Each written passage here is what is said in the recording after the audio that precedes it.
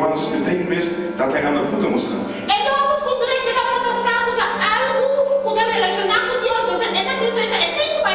Hij wist dat het in verbindenis stond met God, maar hij moest aan de voeten gaan.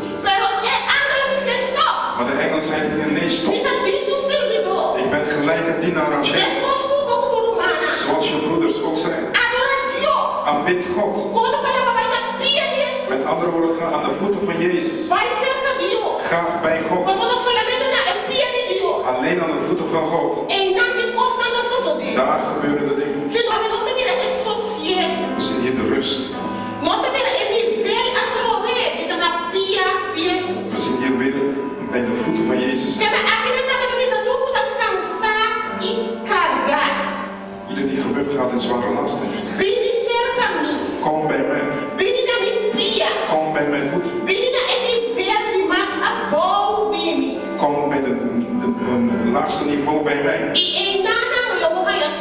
En daar zul je rust ontvangen. Als we geestelijk bezig zijn.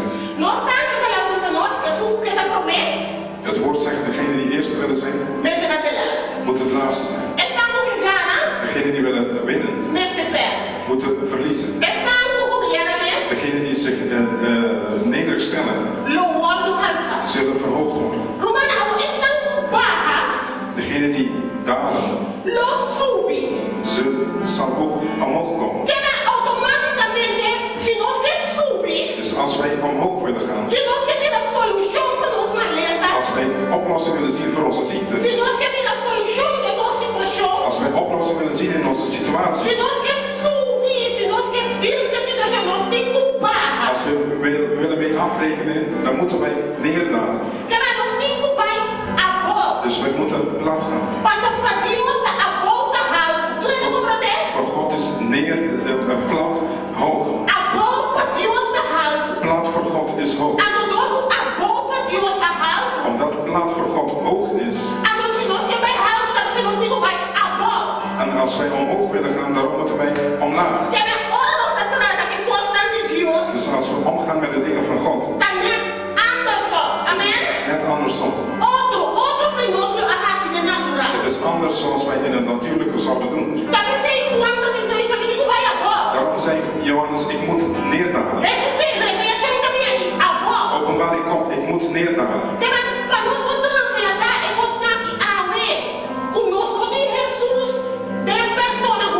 Om dit te kunnen vertalen dat wij Jezus niet in het persoonlijke hebben.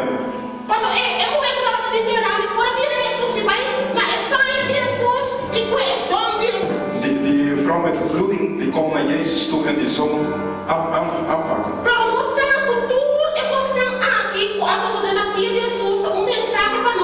Maar we weten al deze dingen wat aan de voeten van Jezus gebeurd zijn. Dat is een boodschap voor ons. We prijzen God.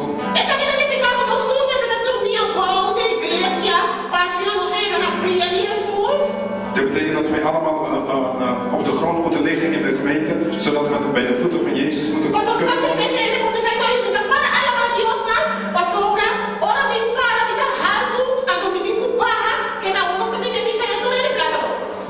Dat betekent dat de mensen kunnen denken dat ze nou plat in de gemeente moeten gaan liggen. Hoe moeten wij dit vertalen?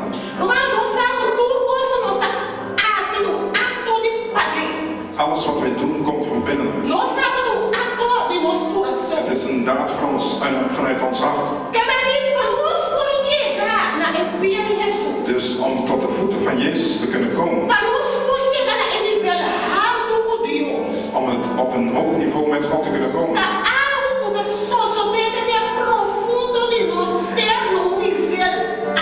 Dan gebeurt dit in het diepste van onze ziel op een laag niveau. Op een niveau dat wij erkennen dat we God nodig hebben.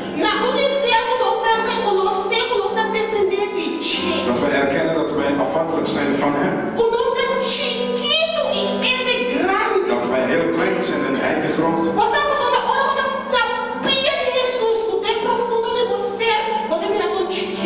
Als je in de voeten van Jezus bent, dan zie je pas hoe klein je bent. En op het moment dat in jouw binnenste laat zien hoe klein je bent, God die naar de binnenkant kijkt. Hij kan ons verhogen op die hoge niveau. Hij kan ons brengen bij de rustplek. Op het moment dat wij hem vanuit het diepste van onze ziel kunnen aanbidden.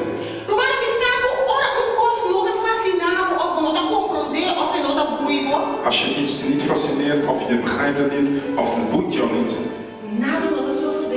dan gebeurt er niks in je binnenkant. De mensen kunnen spreken vandaag tot morgen. Weet iedereen waar ik over spreek? Want er zit niks in jou wat jou boeit. Maar als er iets in je binnenste is die jou boeit, dat is het niveau van aan de voeten van Jezus. Het is feit dat je overgeeft.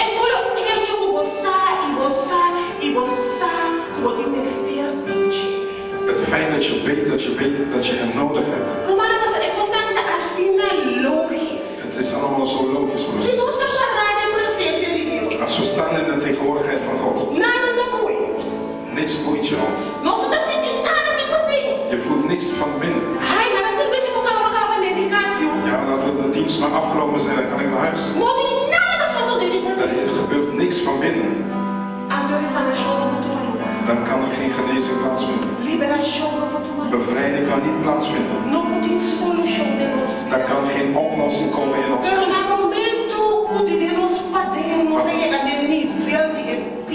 Maar op het moment dat we van binnenuit tot het niveau aan de voeten van Jezus zijn gekomen,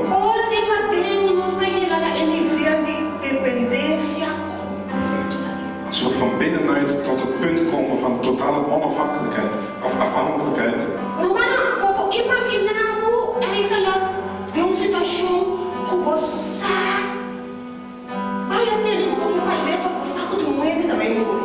kun je je voorstellen een situatie dat je te horen krijgt dat je ziet hebt of dat iemand gedood?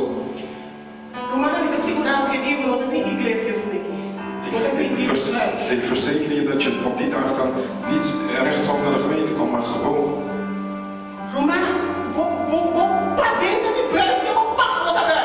Je binnenste is verdrietig en gebukt en je buitenste en je weet dat alleen God jou kan genezen. Alleen God kan mij helpen op dat moment. En dan zit je aan de voeten van Jezus.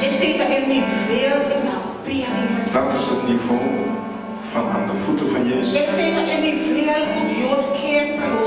Dat is het niveau wat God wil dat wij komen. Dat is de boodschap wat Jezus gegeven heeft. En dat de mensen om hem heen begrepen hebben. Niks gebeurt in ons persoonlijk leven als wij niet komen.